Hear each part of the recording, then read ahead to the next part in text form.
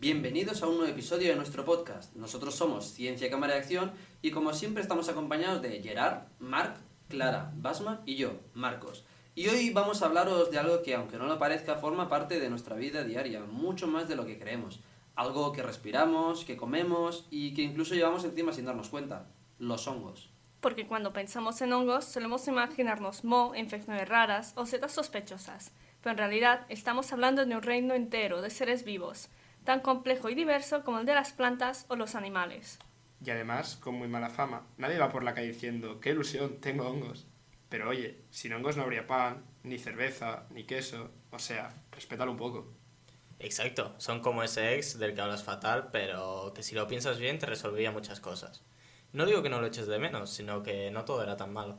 Y desde el punto de vista científico, los hongos son especialmente interesantes, porque pueden convivir con nosotros sin problema, o convertirse en patógenos oportunistas cuando el sistema inmunitario falla. Así que hoy vamos a entender qué son los hongos, cómo se reproducen, por qué sus esporas están por todas partes y qué hay de real y de exagerado en historias como The Last of Us.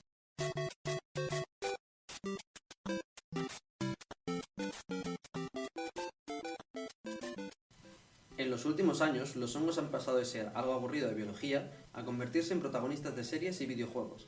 Y no solo es The Last of Us. Desde hace décadas los hongos están metidos en nuestro imaginario colectivo de una forma muy curiosa, porque en la ficción los hongos no solo matan, a veces también te dan poderes, ¿verdad, Clara? Pues sí, el ejemplo más claro es Super Mario, un fontanero normal que se come una seta y de repente crece, se vuelve más fuerte y puede reventar ladrillos con la cabeza sin pedir baja médica.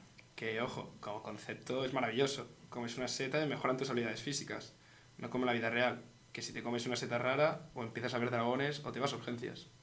Y lo gracioso es que esa idea del bullet mágico no sale de la nada. Está inspirada visualmente en Amanita muscaria, ese hongo rojo con puntitos blancos que aparece en cuentos, folclore europeo y cosas muy raras que nadie debería probar sin saber.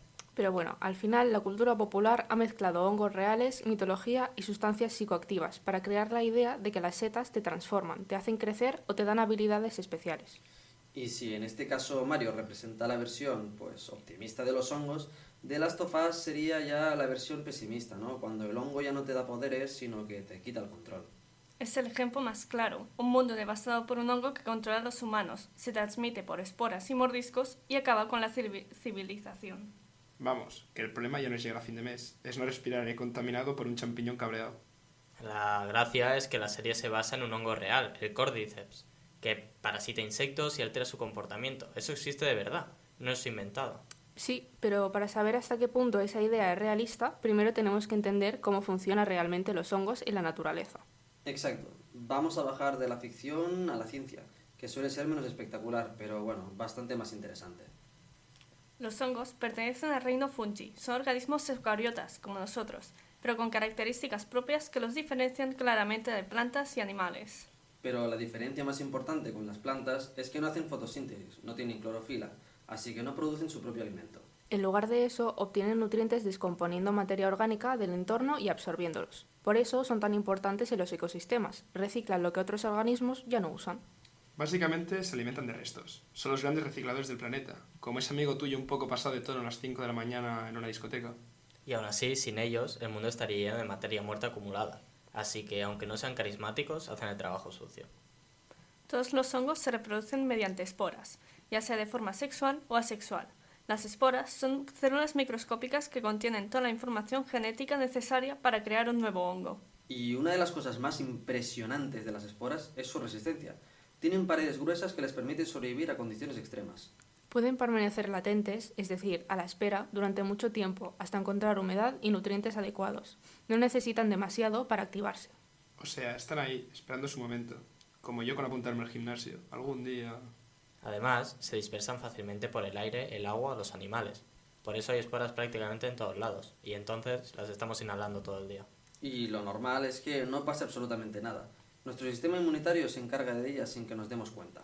O sea, que si lo piensas fríamente, lo de Mario cogiendo setas del suelo y metiéndoselas en la boca no es la idea más inteligente del mundo.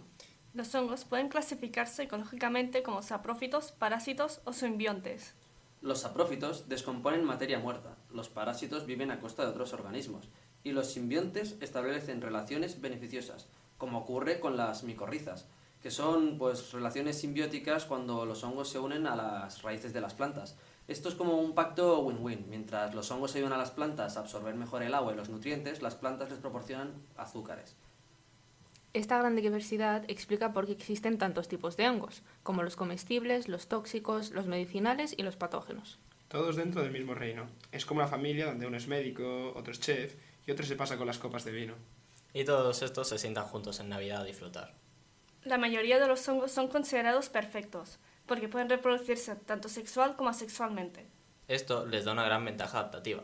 Si el entorno es estable, se reproducen asexual y rápidamente. Si el entorno cambia o es hostil, recurren a la reproducción sexual para generar variabilidad genética. Los hongos imperfectos, en cambio, solo se reproducen de forma asexual, produciendo grandes cantidades de esporas, pero que son idénticas. Es más rápido, pero menos creativo. Son todo copias, como hacer un trabajo en grupo y que nadie aporte nada nuevo. Que funcionar, pues funciona, hasta que deje de funcionar, claro está.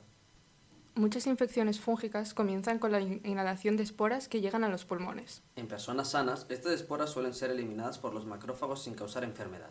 Pero en personas inmunodeprimidas, algunos hongos pueden sobrevivir dentro de estas células defensivas y provocar infecciones graves que incluso se diseminen a otros órganos.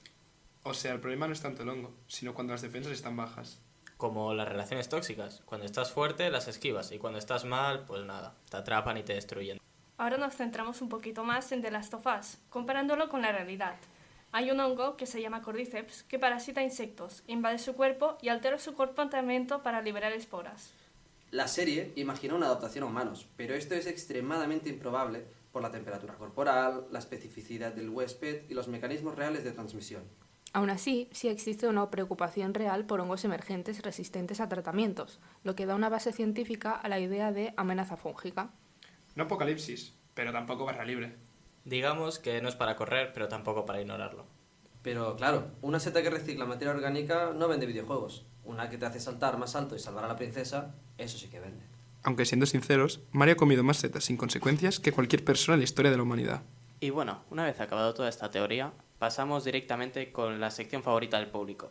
Y esta es la sección con nuestro experto.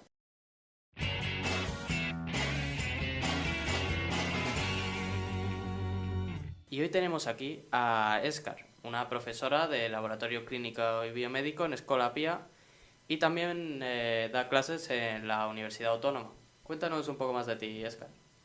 Hola, buenos días. Pues sí, yo ahora me dedico a hacer docencia en microbiología, tanto en un ciclo de grado superior de laboratorio como en la Universidad Autónoma, y siempre me he considerado, ¿no?, microbióloga, pero en realidad yo no estudié el grado de microbiología, porque en la época en que yo estudiaba la carrera universitaria no existía ese grado.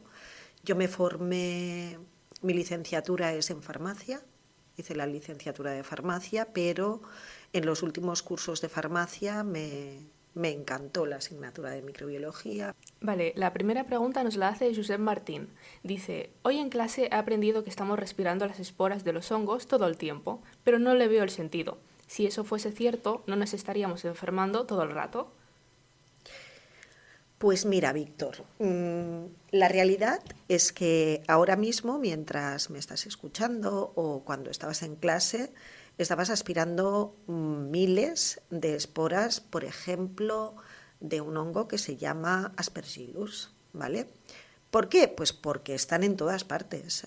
Muchísimos de los hongos son hongos ambientales que se encuentran en el ambiente, y las esporas se dispersan súper bien por suelo y por aire, ¿vale?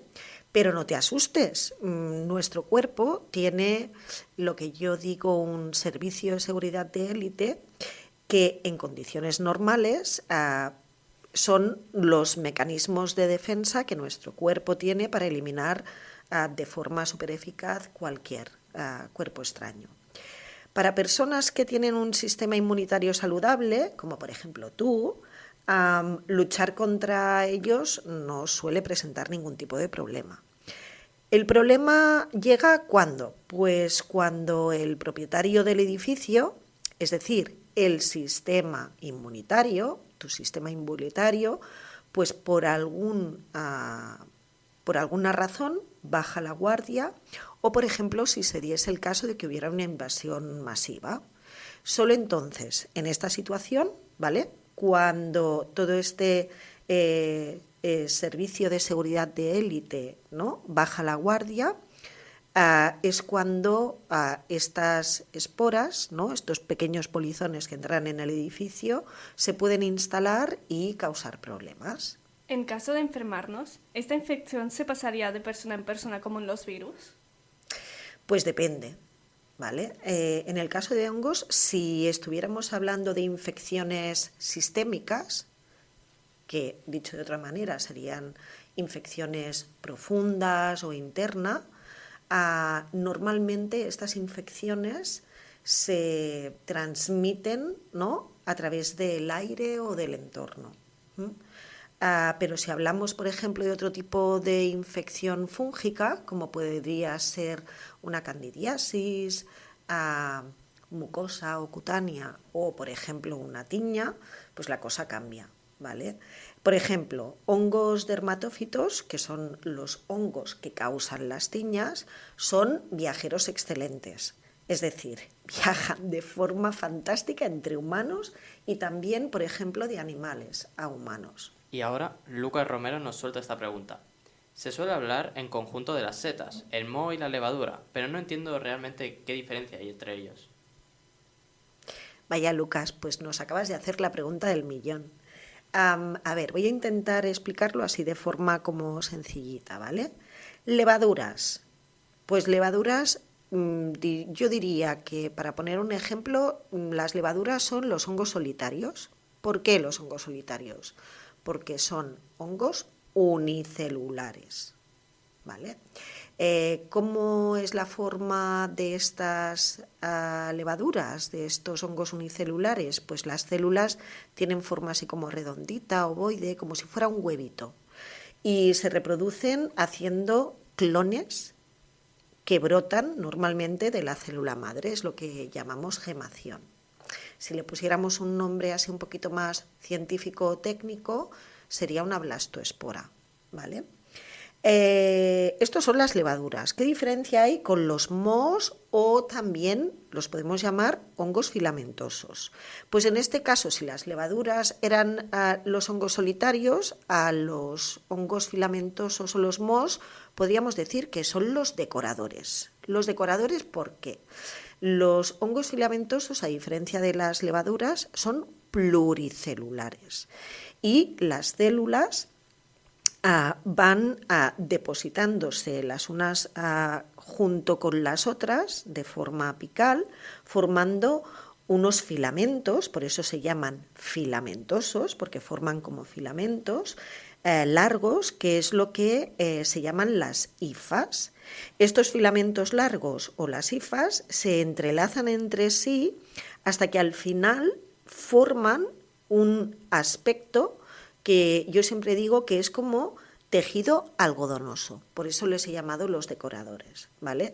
Y este tejido algodonoso es lo que podemos ver, por ejemplo, podrías ver en tu casa, pues en la nevera se te ha olvidado un limón, naranjas, fresas, que llevan mucho tiempo, y dices, uy, tengo un limón que está como florecido, ¿no?, que tiene ahí,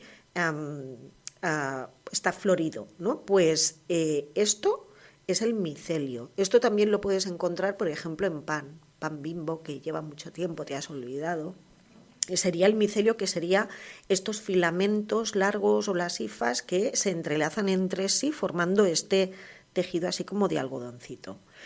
Y las setas, que es lo otro que me preguntabas, que también son hongos, en este caso yo los considero macroorganismos, mientras que los mohos, hongos filamentosos, las levaduras para mí, ¿no?, son microorganismos, las setas son macroorganismos y básicamente lo que son las setas son órganos sexuales de algunos determinados hongos. Son estructuras como muy especializadas que se llaman esporocarpos, que se crean para poder lanzar las esporas y garantizar la siguiente generación, ¿no?, las esporas que se encargan de generar generaciones venideras.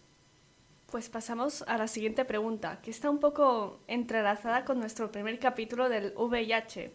Laura _ aspiradora pregunta: tengo un amigo con VIH que sufre de infecciones por hongos bastante frecuentemente. ¿Hay alguna razón por la que estas infecciones afectan más a personas con VIH? Pues Laura, sí, por supuesto. Evidentemente, en el mundo de los hongos no todos son champiñones o rouballones, ¿no? A lo que le pasa a tu amigo pasa pues por una serie de hongos que llamamos oportunistas. De hecho, los hongos son oportunistas definitivos.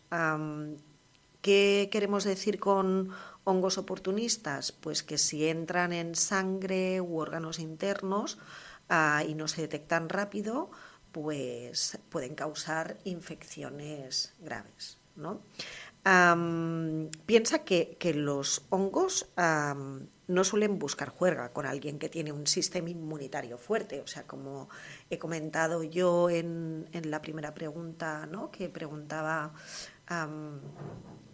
otro oyente, nuestro cuerpo tiene un servicio de seguridad de élite, ¿no? Nuestro sistema inmunitario es una barrera de defensa que funciona de manera muy eficaz. Por eso los hongos, con gente que tiene un sistema inmunitario fuerte, no causan infecciones graves. Pero el problema está, pues, por ejemplo, con tu amigo, ¿no? Con personas que cuando el hongo llega, pues no tienen un sistema de defensa inmunitario fuerte, por ejemplo, con personas que tienen el virus de la inmunodeficiencia humana, donde las defensas están bajo mínimos, pues hongos como por ejemplo Cryptococcus neoformans, pues aprovechan para hacer de las suyas, ¿vale? De hecho, ahora está muy controlado este tema. Pero antes de que existieran los tratamientos actuales que existen en pacientes con el SIDA, es decir, por la década de los 80, la criptococosis era una complicación casi firma de los pacientes con SIDA, ¿vale? En esa época se estaba empezando a estudiar con este virus y este hongo produjo mucha mortalidad. Por suerte, hoy en día todo esto está controlado con los tratamientos actuales y también por otro motivo, y es que existen técnicas actualmente de diagnóstico rápido para detectar pues estas, ¿no?, infecciones secundarias que pueden ocasionar algunos hongos oportunistas. Vale, tenemos a Albert Martínez que nos pregunta sobre The Last of Us, la serie por la que tratamos en este episodio. Un pequeño contexto para nuestros oyentes que no estén familiarizados con esta serie. Va sobre un hongo que infecta a la población y eso provoca que estas personas se vuelvan en zombies que matan al resto de las personas. Y Albert nos pregunta que esto está basado en un hongo real, por lo tanto, si esto podría suceder en el mundo o es solo imaginación de los creadores de la serie. Pues mira, yo lo primero que te diría, Albert, es, respira tranquilo. Yo creo que de momento nadie nos controlará el cerebro para acabar mordiendo al vecino de al lado y transformarlo también en zombie. Pero sí que es verdad que de una manera fantástica, ¿no?, en esta serie de ciencia ficción, ciertos vínculos lógicos están ahí. Quiero decir que la idea podría tener una base real basada, para mí, en dos aspectos como súper específicos que ahora después intentaré explicar, ¿vale? Por un lado, en el concepto del neurotropismo y por otro lado, en el efecto que podría jugar el aumento del cambio climático, la temperatura global del planeta en las infecciones fúngicas, ¿vale? Entonces, partiendo que The Last of Us es una serie de ciencia ficción, por lo que he estado consultando y buscando información. Parece ser que el creador de The Last of Us se inspiró en un vídeo de la naturaleza que mostraba pues, el hongo Ophiocordyceps unilateralis infectando a una hormiga, ¿vale? Respecto a esto, ¿no?, que es real y que pasa en la naturaleza, existe una amplia categoría de hongos, los cordyceps, que parasitan una serie de insectos, pero dentro de esta amplia categoría de cordyceps, solo los Ophiocordyceps controlan el cuerpo del huésped al que parasitan. Según un artículo del National Geographic, que se publicó el 19 de enero de 2023, en el que la autora Sarah Gibbons entrevistaba a diferentes científicos expertos en el campo concreto de los hongos, un experto de hongos parásitos del Jardín Botánico de Nueva York afirmaba que solamente unos 35 de estos hongos Ophiocordyceps pueden controlar los insectos, ¿no?, y convertirlos, entre comitas, en zombies, ¿no? Otros científicos, como por ejemplo Ian Will, que es genetista especializado en hongos de la Universidad Central de Florida, comentan que, según las investigaciones que han hecho, creen que este hongo parásito toma el control físico del huésped porque se produce crecimiento de células fúngicas en torno al cerebro, ¿vale?, secuestrando de esta manera el sistema nervioso del insecto y, por lo tanto, también controlando sus músculos. No está claramente definido cómo estos hongos parásitos lo hacen exactamente, si es que liberan unas sustancias químicas que son tóxicas o que alteran el DNA del insecto, pero sea como sea, lo que sí que estos expertos tienen claros es que para que se haya llegado a este punto en el que este hongo parásito, ¿no?, controla a nivel cerebral el cuerpo de este insecto que parasita, se han necesitado más o menos unos 45 millones de años de coevolución de este hongo en este insecto específico. Esto es lo que es lo que se conoce como tropismo específico cuando se habla de parásitos, es decir, cuando un parásito, ¿no?, infecta a su huésped, normalmente se da por tropismo específico, es decir, que solamente infecta un determinado tipo de especie en concreto. Así pues, ¿no?, que este hongo, el que sale en la serie de The Last of Us, se pudiera trasladar a cualquier animal de sangre caliente, o por ejemplo a nosotros como mamíferos, requeriría previamente un trabajo genético evolutivo de millones de años, ¿vale? La idea que tienen estos científicos expertos que os he comentado antes es que cada especie de hongo evolucionó para coincidir con un insecto específico determinado, ¿vale? Por ejemplo, Ian Will, que os he comentado antes, ¿no?, que es genetista experto en hongos de la Universidad de Florida, ha visto que, por ejemplo, un cordyceps que evolucionó para infectar a una hormiga de Tailandia no puede infectar a otra especie de hormiga, por ejemplo, que se encuentre en Florida. Con lo cual este tropismo es súper específico, ¿vale? Por lo tanto, si el salto de una especie de hormiga en concreto, la de Tailandia, a la de Florida es difícil, pues imagínate si esto tiene que pasar saltando a humanos. Sería ciencia ficción, que es lo que es The Last of Us, ¿vale? Por tanto, yo diría que lo que pasa exactamente en The Last of Us no es probable que pase en la vida real.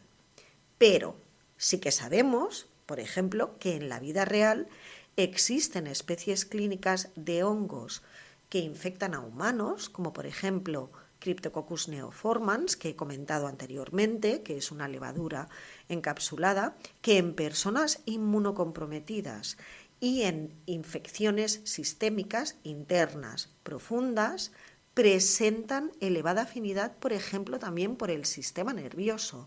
en humanos. Pero esto ni controla a la persona a la que infecta ni lo transforma en zombies, sino que desafortunadamente, como presenta afinidad por el sistema nervioso central humano, acaba causando meningoencefalitis importantes, graves, que pueden conllevar con la muerte. Así que, aunque no existen zombies, sí que es verdad que en la realidad existen hongos que tienen la habilidad y capacidad para llegar a nuestro cerebro, visitarlo, causando patologías graves, y esto es una realidad que clínicamente está documentada.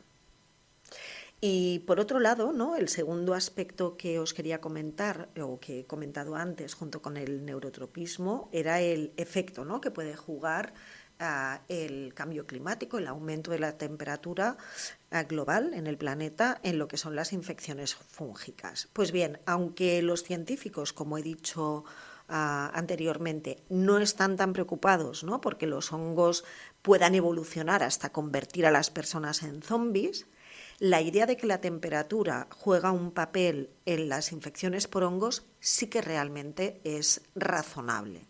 Y también es razonable que el aumento de las temperaturas pueda representar un riesgo real de empeorar, por ejemplo, infecciones por hongos. Por ejemplo, se estima que existen muchísimos millones de especies de hongos en el mundo y que solamente unas cuantas, podríamos hablar de cientos, son peligrosos para los humanos, ¿vale?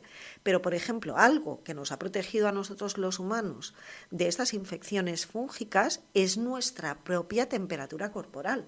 Es decir, nuestra temperatura corporal, que más o menos está alrededor de los 37 grados, no es la temperatura óptima para el crecimiento de muchísimos o de la gran mayoría de hongos, que crecen a temperaturas, ¿no?, cercanas a temperatura ambiente o entre 25 y 34 grados. Es verdad que existen hongos que pueden soportar temperaturas más elevadas, hasta 55, pero son los que menos, ¿vale? Entonces, por ejemplo, expertos en enfermedades infecciosas de la Facultad de Medicina de la Universidad de Johns Hopkins afirman que, por ejemplo, ¿por qué una de las razones de que de los hongos que tengamos, de infecciones por hongos que sufrimos de forma más habitual, sean de la piel, ¿no? Como he comentado antes, pues las tiñas, pues porque en la piel, ¿no?, los hongos se pueden poner en los pliegues de la piel, son sitios súper buenos para ellos, ¿vale? Primero porque están oscuritas, porque son húmedos, pueden proliferar súper bien, pero aparte porque es donde nuestra temperatura corporal es más fría, en las capas externas, ¿vale?, de nuestra piel. A medida que la Tierra se calienta, existe la preocupación que la temperatura ambiental y la temperatura corporal no sea tan dramática, ¿no? Si hemos dicho que a los hongos le va bien la temperatura ambiental, pues bueno, es normal que en zonas de nuestro cuerpo que puedan ser más frías, que no sean tan calientes, ¿no?, se puedan instalar muy bien, como hemos dicho, en la piel. ¿Qué pasa si a medida que va aumentando la temperatura del planeta, los hongos, ¿no?, se van adaptando a estas condiciones de temperatura ambiental más altas? Pues que se irán aproximando, ¿no?, a temperaturas que ya están más relacionadas con nuestra temperatura corporal interna. Por ejemplo, también, ¿no?, muchos científicos se dieron cuenta, pues, que existe una especie de hongo hoy en día que es capaz de infectar a personas, que los científicos creen que este paso, ¿no?, de hongo ambiental a infectar a personas pudo darse como resultado de aumento de la temperatura, que es una especie de levadura que igual nos suena, que es cándida, ¿no?, pero que era ambiental, que es Candida auris. Por ejemplo, hasta el 2007 esta especie no era ni conocida para la ciencia, ¿vale? Pero en 2011 y 2012 se encontró repentinamente en 3 continentes diferentes, ¿vale? La idea que tienen los científicos, ¿cuál es? Pues que el hongo estaba allí, ya estaba ahí a lo largo de los años, pero que se ha ido adaptando a temperaturas más altas hasta que pudo llegar, ¿no?, a provocar infecciones, ¿no?, en nosotros. Entonces, ahí es donde tenemos que ir quizás con un poquito más de cuidado, porque cuando estos hongos, ¿no?, que no infectaban inicialmente a humanos, se han ido adaptando, por ejemplo, ¿no?, a este aumento de temperaturas y pueden, ¿no?, infectarnos a nosotros, si esta infección pasa a torrente sanguíneo y llega a infectar determinados órganos internos, que es lo que llamamos, ¿no?, micosis sistémicas, pues en ese caso, si se encuentra además con una persona que tiene el sistema inmunitario comprometido, puede ser grave. Pues, y ahora vamos ya con la última pregunta. Nicolás _89 nos comenta que su comida favorita es el queso y también dice que muchos de ellos se dejan fermentar para que crezcan hongos. En principio, esto debería ser malo, pero debo confesar que estos quesos están buenísimos, aparte de que nunca me han enfermado. ¿Cuál sería la razón de esto? Bueno, a ver, la verdad es que los hongos están presentes en muchos alimentos, ¿vale? ¿Por qué los hongos están presentes en muchos alimentos? Pues porque son los recicladores oficiales del planeta. Los hongos tienen la capacidad de sintetizar enzimas que son muy potentes para poder degradar materia orgánica y al degradar esta materia orgánica poder alimentarse ellos, obtener energía y seguir reproduciéndose, ¿vale? Esto puede tener una parte positiva, pero también le podemos encontrar una parte negativa, ¿vale? Hay hongos que en este proceso, en el proceso de descomponer materia orgánica para obtener energía, producen una serie de residuos, porque para ellos son residuos que a nosotros nos van súper bien, ¿no? Es decir, todos sabemos que utilizamos la levadura para poder hacer pan, ¿no? Utilizamos levaduras para obtener cerveza, obtener vinos, obtener cava, quesos, es decir, aprovechamos, ¿no?, el proceso de fermentación de estos hongos, ellos para obtener energía ATP y poder reproducirse, nosotros para beneficiarnos y obtener en este caso pues alimentos diversos. Bueno, Óscar, esto ya llega a su fin. Muchísimas gracias por estar con nosotros y hacer tiempo. A vosotros por invitarme. Muchísimas gracias. Bueno, aún queda una pequeñita sección, así que ¿te has preparado algún chiste para nosotros? Pues no. No sabía que me tenía que preparar un chiste. Bueno, tú eres microbióloga, seguro que tienes alguno ahí guardado. Vale, espera. Bueno, ya que esta sección, ¿no?, ha estado así como más centrada en hongos, tengo uno que es bueno, ¿eh? Pues adelante. Que es de los mohos. Los mohos, los hongos filamentosos, que hemos comentado, que tienen esporas, ¿no?, que van, se liberan en el aire y están en el suelo y tal. A ver si vosotros lo sabéis. Va. ¿Qué hace el moho cuando le cuentan un secreto? Pues ni idea. A ver, cuéntanos tú, Óscar. Esparcirlo por todas partes. Qué mal amigo es el moho. Es muy bueno.